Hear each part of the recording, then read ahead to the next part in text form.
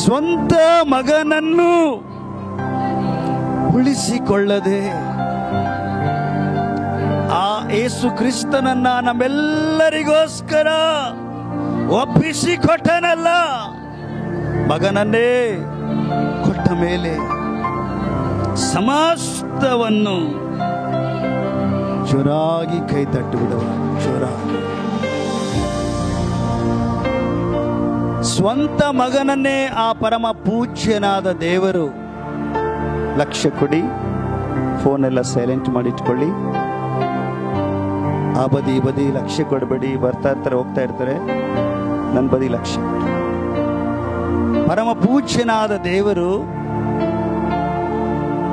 ಇಲ್ಲಿ ಎಂತ ಒಂದು ಮಾತನ್ನ ಬರೆಸ್ತಾ ಇದ್ದಾನೆ ನೋಡ್ರಿ.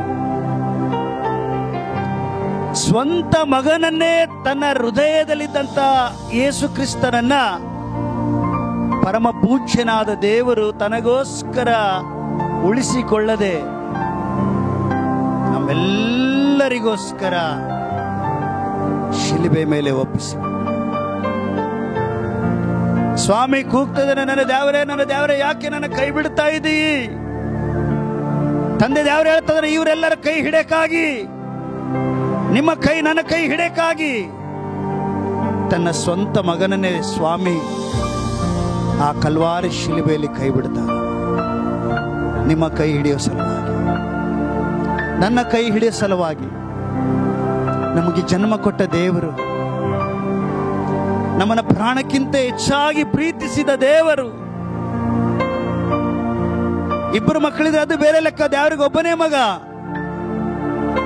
ತನ್ನ ಒಬ್ಬನೇ ಮಗನನ್ನೇ ತನಗಾಗಿ ಉಳಿಸಿಕೊಳ್ಳಲಿಲ್ಲ ಅಂತ ದೇವರು ವಾಕ್ಯ ಹೇಳ್ತಾ ಇದೆ.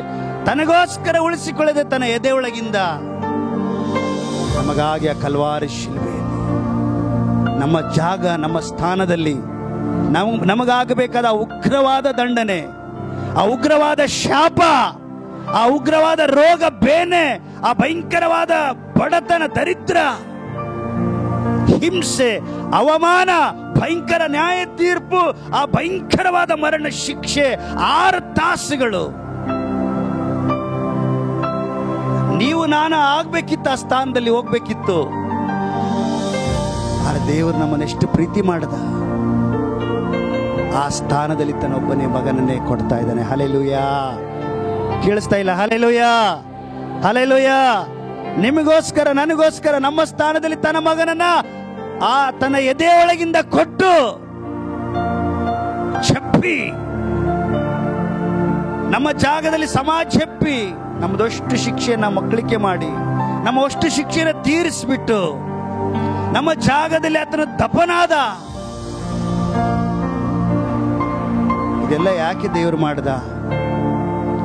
ಅದಕ್ಕೆ ಸಾದೃಶ್ಯವಾಗಿ ಇಲ್ಲಿ ನಮ್ಮ ಮುಂದೆ ರೊಟ್ಟಿ ದ್ರಾಕ್ಷರಸ ಇದೆ. ಈ ರೊಟ್ಟಿ ದ್ರಾಕ್ಷರಸ ಇದೇನ್ ತೋರಿಸ್ತಾ ಇದೆ ಅಂದ್ರೆ, ದೇವರು ನಿನ್ನನ್ನು ಎಷ್ಟು ಪ್ರೀತಿ ಮಾಡಾನಂದ್ರೆ, ತನಗಿದ್ದ ಒಬ್ಬನೇ ಮಗ, ಸ್ವಂತ ಮಗ, ಲೋಕ ರಕ್ಷಕ, ಬಹಳ ಪ್ರೀತಿ ಮಾಡುವ ಒಬ್ಬನೇ ಮಗ. ಇಬ್ಬರಿದ್ರೆ ಅದು ಬೇರೆ ಲೆಕ್ಕ.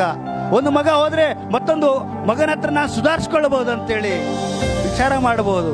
ಅರೆ, ಇರೋದು ಒಬ್ಬನೇ ಮಗನೇನೆ. ಸ್ವಾಮಿ ನಿಮಗೋಸ್ಕರ ಕೊಟ್ಟ ಮೇಲೆ, ನಮಗೋಸ್ಕರ ಕೊಟ್ಟ ಮೇಲೆ ವಾಕ್ಯ ಹೇಳ್ತದೆ, ಅದು ರೌಂಡ್ ಅಪ್ ಮಾಡಲೇಬೇಕು. ಅಲ್ಲಿ ದೇವರು ಹೇಳ್ತದನ, ಒಬ್ಬನೇ ಮಗನೇ ಕೊಟ್ಟ ಮೇಲೆ ಸಮಸ್ತವನ್ನು, ಅದು ರೌಂಡ್ ಅಪ್ ಮಾಡ್ರಿ.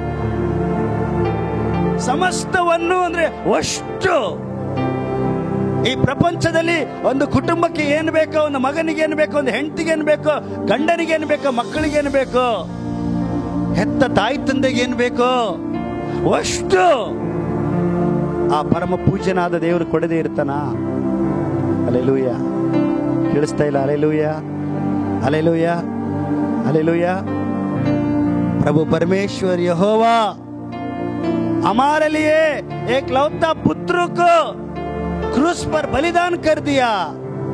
एक लौता पुत्र ही दे दिया तो समस्त देने के लिए वो तैयार है। विश्वास कर। ಆತನು ಒಬ್ಬನೇ ಮಗನನ್ನು ಕೊಟ್ಟನಂದ್ರೆ ಒಂದು ನಿಮಿಷ ಆ ಜಾಗದಲ್ಲಿ ನೀವು ವಿಚಾರ ಮಾಡ್ರಿ. ಇವತ್ತು ಸಮಸ್ತವನ್ನು ಕೊಳ್ಳಲು ದೇವರು ಸಿದ್ಧನಾಗನ. ಆದ್ರೆ ಅನೇಕ ಸಾರಿ ಯಾಕೆ ನಾವು ಸಮಸ್ತವನ್ನು ದೇವರಿಂದ ಟೈಮಿಗೆ ಹೊಂದ್ಕೊಳಕ್ ಆಗ್ತಾ ಇಲ್ಲ ಅಂದ್ರೆ ಶುದ್ಧೀಕರಣದ ಕೊರತೆ. ಮನಸ್ಸುಗಳು, ಹೃದಯಗಳು ಅನೇಕ ಸಾರಿ ದೇವರಿಗೆ ಇಷ್ಟವಿಲ್ಲದ ಹಾಗೆ ಕಾಣಿಸ್ಕೊಳ್ಳುವಾಗ ಬಂದ ಆಶೀರ್ವಾದ ಬಾಗಿಲತ್ರ ಬಂದು ನಿಂತೋಗಿರ್ತದೆ, ಬಾಗಿಲತ್ರನೇ ಬಂದು ನಿಂತೋಗಿರ್ತದೆ. ಅದು ಕೈ ಸೇರಬೇಕಾದ್ರೆ ಅದು ತಡೆಯಾಗಿರುವ ಗೋಡೆ ಫಸ್ಟ್ ಹೋಗ್ಬೇಕು. ಹಲ್ಲೆಲೂಯ. ಕೇಳಿಸ್ತಾ ಇಲ್ಲ? Hallelujah, hallelujah, hallelujah. ಆಗ ಆ ಶುದ್ಧೀಕರಣ, ಆ ಜೀವವುಳ್ಳ ದೇವರದು ಆತನ ಸಮಸ್ತವನ್ನ ಏನು ನಮ್ಗೆ ಕೊಡ್ಬೇಕಂತ ಅದನ್ನ ಅದು ನಮ್ಮ ಕೈ ಸೇರ್ಬೇಕಾದ್ರೆ ಮೊದಲನೇ ಹೆಜ್ಜೆ, ಮೊದಲನೇ ಹಂತ ಮಾರ್ಕನ ಸುವಾರ್ತೆ ತೆಗಿರಿ. ಪಟ್ನೆ ಮಾರ್ಕನ ಸುವಾರ್ತೆ. ಓ ಜೀಸಸ್, 16ನೇ ಅಧ್ಯಾಯ, ಮಾರ್ಕನ ಸುವಾರ್ತೆ 16ನೇ ಅಧ್ಯಾಯ 15, 16ನೇ ವಾಕ್ಯ ಓದ್ಬಿಡ್ರಿ.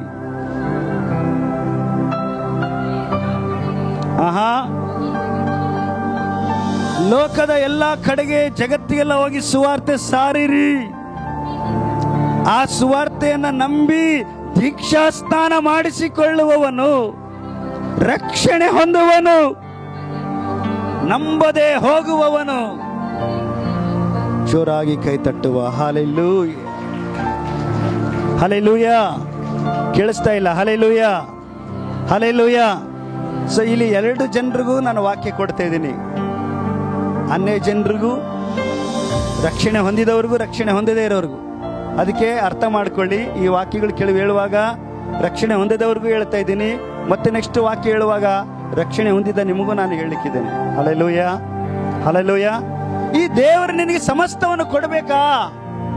ನಿನ್ನ ರೋಗದ ಬೇನೆಗಳನ್ನ ಬುಡ ಸಮೇತ ತೆಗೆದಾಕ್ಬೇಕಾ? ನೀನು ಹೊತ್ತ ಸಂಕಷ್ಟದ ಹೊರೆ ಹಗುರ ಆಗ್ಬೇಕಾ? ನಿನ್ನ ಮುಚ್ಚಲ್ಪಟ್ಟ ಗರ್ಭ ತೆರೆಯಲ್ಪಡಬೇಕಾ? ನಿನ್ನ ಗಂಡನ ವಿಷಯದಲ್ಲಿ ಬಗೆಹರಿಬೇಕಾ ಸಮಸ್ಯೆ? ನಿನ್ನ ಹೆಂಡತಿ ವಿಷಯದಲ್ಲಿ ಸಮಸ್ಯೆ ಬಗೆಹರಿಬೇಕಾ? ನಿನ್ನ ಮಕ್ಕಳ ಹಾದಿ ತಪ್ಪರ ಅದು ಬಗೆಹರಿಸಬೇಕಾ? ಬಗೆಹರಿಸಕ್ ದೇವ್ರ ರೆಡಿ ಅದಾನ, ಸ್ವಾಮಿ ರೆಡಿ ಅದಾನ. ಆದ್ರೆ ಇವತ್ತು ದೇವ್ರ ಏನ್ ಬಯಸ್ತಾ ಇದಾನ? ಶುದ್ಧವಾದ ಹೃದಯನ ಬಯಸ್ತಾ ಇದಾನ. ನಮ್ಮ ಆಸ್ತಿ ಐಶ್ವರ್ಯಗಳಲ್ಲ, ನಾವು ಕೊಡುವ ಕಾಣಿಕೆಗಳಲ್ಲ, ಆತನದು ಶುದ್ಧವಾದ ಹೃದಯನ ಹುಡುಕ್ತಾ ಇದಾನ. Hallelujah, hallelujah, hallelujah, hallelujah. ಶುದ್ಧವಾದ ಹೃದಯ. ಹಾಗಾದ್ರೆ ನಾನೇನ್ ಮಾಡ್ಬೇಕು? ಯೇಸು ಕ್ರಿಸ್ತನ ನಿಮಗೋಸ್ಕರ ನಿಮ್ಮನ್ನ ಶುದ್ಧ ಮಾಡಕ್ಕಾಗಿ ಆ ಕಲ್ವಾರಿಯ ಶಿಲುಬೆಯ ಮೇಲೆ ನಿಮ್ಮಷ್ಟು ಪಾಪ ದೋಷಗಳನ್ನ, ಶಾಪಗಳನ್ನ, ಮುಳ್ಳಿನ ಕಿರೀಟ, ರೋಗ ಬೇನೆ, ಮೈಯೆಲ್ಲ ಗಾಯ, ಅದು ನಿನ್ನದೇ ರೋಗ. ಈಗೋ ಮೈ ಮೇಲೆ ವಸ್ತ್ರ ಇರಲಿಲ್ಲ, ಅದು ನಿನ್ನದೇ ಬಡತನ. ಈಗೋ ಆತನ ಮುಖದ ಮೇಲೆಲ್ಲ ಉಗುಳಿತ್ತು, ಅದು ನಿನ್ನ ಹಿಂಸೆ, ಅವಮಾನ ತಾನೇ ತಗೊಂಡು ನಿನ್ನ ಜಾಗದಲ್ಲಿ ಜಜ್ಜಲ್ಪಟ್ಟು ನಿನ್ನ ಜಾಗದಲ್ಲಿ ದಬ್ಬನಾಗಿ 3ನೇ ದಿನ ದೇವರ ಮಹಿಮೆಯಿಂದ ಎದ್ದು ಬಂದನ. Hallelujah, hallelujah, hallelujah. ಅಷ್ಟು ನಿನ್ನನ್ನ ಪ್ರೀತಿ ಮಾಡೋಣ. ಈ ಶುಭವರ್ತಮಾನ ಸುವಾರ್ತೆನ ನೀವು ನಂಬೋದಾದ್ರೆ, ಈ ಸುವಾರ್ತೆನ ನಂಬಿನಿ ಅಂತೇಳಿ ದೇವರ ಮುಂದೆ ಸಾಕ್ಷಿಗಾಗಿ ದೀಕ್ಷಾಸ್ನಾನ ಹೊಂದಬೇಕು. ಲಕ್ಷ್ಯ ಕೊಡಿ, ಪಾಯಿಂಟಿಗೆ ಬರ್ತಾ ಇದ್ದೀನಿ. ಎಷ್ಟು ವರ್ಷಗಳಾಯ್ತು ಈ ಸತ್ಯವನ್ನ ನಂಬಿ ಇನ್ನೂ ದೀಕ್ಷಾಸ್ನಾನ ಆಗದಿರೋರು ಎಷ್ಟು ಮಕ್ಕಳದಾರ ಇಲ್ಲಿ? 2 ಕೈಗಳು ಎತ್ತಿದ್ದಾರೆ ಅಂದ್ರೆ ಅವರು ರೆಡಿ ಆಗ್ಯಾರ ಅಂತ ಅರ್ಥ. ಅವರು ಹಲ್ಲೆಲೂಯ. ಕೇಳಿಸ್ತಿಲ್ಲ? ಹಲ್ಲೆಲೂಯ. ದೀಕ್ಷಾಸ್ನಾನಕ್ಕೆ ರೆಡಿ ಆಗ್ಯಾರ ಅವರು. Hallelujah, hallelujah, hallelujah. ಯಾಕೆ ಈ ದೀಕ್ಷಾಸ್ನಾನ? ನಿನ್ನ ಹೃದಯ ತೊಳೆಯಲ್ಪಡಬೇಕು, ನಿನ್ನ ಮನಸ್ಸು ತೊಳೆಯಲ್ಪಡಬೇಕಾದ್ರೆ ದೀಕ್ಷಾಸ್ನಾನ ಹೊಂದಲೇಬೇಕು. ದೀಕ್ಷಾಸ್ನಾನ ಇಲ್ಲ, ಸ್ವರ್ಗದ ಬಾಗಿಲು ಓಪನ್ ಆಗಲ್ಲ. ಈ ಲೋಕದಲ್ಲಿ ನೀನು ಬೇಕಾದದ್ದು ಸಿಗಬಹುದು, ಅದು ನಿನ್ ಜೊತೆಗೆ ಬರಲ್ಲ. ಎಲ್ಲ ಬಿಟ್ಕೊಂಡು ಹೋಗ್ತಾ ಇದೀವಿ. ಒಂದ್ ದಿವಸ ನಾ ಬಿಟ್ಕೊಂಡು ಹೋಗದೆ, ಆದ್ರೆ ನೀನು ದೇವರ ಹತ್ರ ಹೋಗಿ ಮುಟ್ಟಬೇಕಾದ್ರೆ ದೀಕ್ಷಾಸ್ನಾನ ಬೇಕೇ. ಈಗಾಗಲೇ ಕಾರವಾರ ಕೆಲವು ಕಡೆಗಳಲ್ಲೆಲ್ಲ ಗೌಜಿ ಬಿದ್ದೋಗ್ಬಿಟ್ಟಿದೆ. ಸ್ವಾಮಿ ಬರೋಣ ಬಹಳ ಹತ್ರ ಆಗಿದೆ. ಸ್ವಾಮಿ ಬಹಳ ಹತ್ರ ಇದೆ. ಕಳ್ಳನ ಬರುವಾಗೆ ಬರ್ತಾನಂತ. ಲಾಸ್ಟಿಗೆ ನಮ್ಮ ಶಿಷ್ಯವರು ರ್ಯಾಪ್ಚರ್ ಬಗ್ಗೆ ಒಂದು ಸಣ್ಣದು ವಿಡಿಯೋ ಹಾಕಿ ಮಗ, ರ್ಯಾಪ್ಚರ್ ಹೇಗೆ ಆಗ್ಲಿಕ್ಕಿದೆ ಅಂತೇಳಿ ಒಂದು ವಿಡಿಯೋ ರೆಡಿ ಮಾಡಿ ನಿಮ್ಗೆ ತೋರಿಸ್ತಾರೆ. ನಾನು ಎಕ್ಸ್ಪ್ಲೇನ್ ಮಾಡ್ತೀನಿ ಏನಾಗ್ತೈತೆ ಅಂತ್ಯಕಾಲ, ಈಗಿರುವ ಈ ಕಾಲದಲ್ಲಿ ಏನಾಗ್ತೈತೆ ಕರೆಕ್ಟಾಗಿ ನೋಡ್ಬಿಡ್ರಿ. ಏನಾಗ್ಲಿಕ್ಕಿದೆ ರ್ಯಾಪ್ಚರ್ ಅಂದ್ರೆ ಎತ್ತಲ್ಪಡೋದು. ಕ್ಷಣದಲ್ಲಿ ಹೋಗ್ಬಿಡ್ತೀವಿ. ಯಾರ ಆತ್ಮ ಶುದ್ಧ ಮಾಡ್ಕೊಂಡಾರ, ಯಾರ ಹೃದಯ ಶುದ್ಧ ಮಾಡ್ಕೊಂಡಾರ, ಹೃದಯ ಶುದ್ಧ ಆತ್ಮ ಶುದ್ಧದೊಂದಿಗೆ ಪ್ರಾರ್ಥನೆ ವಾಕ್ಯದಲ್ಲಿ ದೇವರೊಂದಿಗೆ ಆಳವಾದ ಒಂದು ಸಂಪರ್ಕ ಇಟ್ಕೊಂಡಾರ, ಅವ್ರು ಹೋಗೋದ್ರಾಗ ಎರಡು ಮಾತಿಲ್ಲ. ಅದು ಯಾವ ರೀತಿ ಹೋಗ್ತಾರೆ, ಯಾವ ರೀತಿ ಕೈ ಬಿಡಲ್ಪಡ್ತಾರೆ ನೀವು ಕಣ್ಣಾರೆ ನೋಡ್ಲಿಕ್ಕಿದ್ದೀರಿ. ಅದು ನೋಡಾದ್ರೂ ನಿಮಗೊಂದು ದೇವ್ರ ಭಯ ಬರಲಿ. ಅದು ನೋಡಾದ್ರೂ ನಿಮ್ಮ ಆತ್ಮ ಶುದ್ಧ ಮಾಡ್ಕೊಂಡ್ ಸ್ವಾಮಿ ಬರುವಾಗ ನೀವು ನಮ್ಮ ಜೊತೆಗೆ ಬರ್ಬೇಕು. ಬರದೆ ಹೋದ್ರೆ ಪರಿಸ್ಥಿತಿ ಯಾರಿಗೂ ಬೇಡ.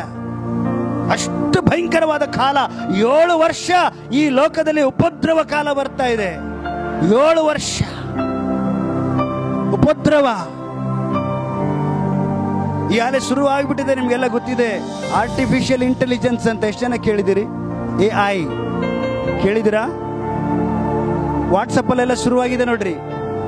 ವಾಟ್ಸಪ್ ಅಲ್ಲಿ ಯಾವುದೇ ನೀವು ಓಪನ್ ಮಾಡ್ರಿ ಆಪ್ ಅಲ್ಲಿ AI ಸೆಟ್ಟಿಂಗ್ ಆಗಿಬಿಟ್ಟೈತೆ. AI ಅಂದ್ರೆ ಆರ್ಟಿಫಿಷಿಯಲ್ ಇಂಟೆಲಿಜೆನ್ಸ್. ಅಂದ್ರೆ ಮನುಷ್ಯ ಮಾಡೋದು ಅಷ್ಟು ರೋಬೋಟೇ ಮಾಡ್ತದೆ ಈಗ. ಹಲ್ಲೆಲೂಯಾ. ನೀವು ಊಟ ಮಾಡೋದೇ ಬೇಡ, ನೀವು ಹಿಂಗೆ ಬಟನ್ ಹಚ್ಬಿಟ್ರೆ ಮೊಬೈಲ್ಗೆ ರೋಬೋಟೇ ಊಟ ತಗೊಂಡ್ಬರ್ತೈತೆ. ಹಲ್ಲೆಲೂಯಾ. ಕೇಳಿಸ್ತಾ ಇಲ್ಲ? ಹಲ್ಲೆಲೂಯಾ. ಆ ಕಾಲ ಬರ್ತಾ ಇದೆ. ಆ ಕಾಲ ಬರ್ತಾ ಇದೆ ಅಂದ್ರೆ ಸೈತಾನನ ರಾಜ್ಯ ಬರ್ತಾ ಇದೆ ಅಂತ ಅರ್ಥ. Hallelujah, hallelujah. ಅಂದ್ರೆ ಅದು ಬರುವಾಗ ನಾವು ಹಿಂಗೆ ಬರೀ ಆಶೀರ್ವಾದನೇ ಹುಡ್ಕೊಂಡಿದ್ರೆ ನಾವು ಅಲ್ಲಿ ಹೋಗಕ್ಕೆ ಆಗ್ತತಮ್ಮ? ಆಗಲ್ಲ. ಇವತ್ತು ದೇವರು ತನ್ನ ಸ್ವಂತ ಮಗನೇ ನಿನಗೆ ಕೊಟ್ಟಾನ. ಸಮಸ್ತವನ್ನು ಕೊಡಬೇಕಂತ ಎಷ್ಟು ಜನ ಬಯಸ್ತೀರಿ? ಸಮಸ್ತವು ನನಗೆ ದೇವರಿಂದ ಸಿಗಬೇಕು.